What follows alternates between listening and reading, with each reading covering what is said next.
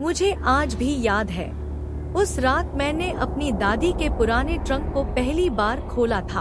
अंधेरा गहरा था और कमरे की पीली बल्ब की रोशनी उस ट्रंक के ऊपर पड़कर बिल्कुल वैसी लग रही थी जैसे कोई मुझे घूर रहा हो। मैंने सोचा, क्या पता इसमें कुछ पुराने गहने हो, पर अंदर एक ही चीज मिली, एक फटी हुई काली चमड़े की डायरी।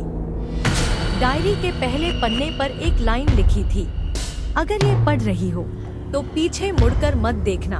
मैं हंस पड़ी। मुझे लगा ये दादी ने मजाक में लिखा होगा, लेकिन उसी पल मुझे ऐसा लगा जैसे मेरे पीछे कोई धीरे धीरे सांस ले रहा हो। मैंने हिम्मत करके मुड़कर देखा, कुछ नहीं था। मैं डायरी पढ़ने लगी। डायरी में लिखा था, इस घर में एक लड़की रहती थी जो आईने में खुद को नहीं देख पाती थी, क्योंकि आईने में उसे अपना चेहरा नहीं दिखाई देता था। उसके पीछे हमेशा कोई और खड़ा होता था। मेरे हाथ ठंडे पड़ गए। कमरे में पंखा बंद था, फिर भी ठंडी हवा मेरे कानों से टकरा रही थी। मैंने पढ़ना जारी रखा। वो लड़की बार बार कहती थी कि रात को कोई उसके कमरे के कोने में बैठा रहता है, वो दिखता नहीं, बस मुस्कुराता है। मैं घबरा गई। कमरा जैसे छोटा पड़ने लगा। मैंने डायरी बंद की, तभी पीछे से खिलखिलाने की आवाज आई। मैं झटके से मुड़ी और मेरा पूरा शरीर सुन्न हो गया।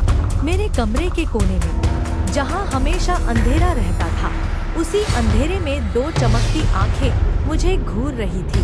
मैं हिल भी नहीं पा रही थी। तभी मैंने एक धीमी आवाज सुनी, डायरी पढ़ ली, अब मेरी बारी है। उसकी आवाज बिल्कुल मेरे जैसी थी, मेरी ही आवाज। वो परछाई उठकर मेरी तरफ बढ़ने लगी। हर कदम के साथ उसकी शक्ल साफ होती जा रही थी, और जब वो बिल्कुल मेरे सामने आई तो मैंने देखा, वो मैं ही थी, लेकिन बिना चेहरे के।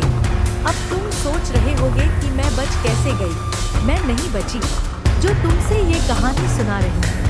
मैं वो असली वाली नहीं हूँ। असली वाली तो उसी ट्रंक में बंद है। और हाँ, पीछे मत देखना।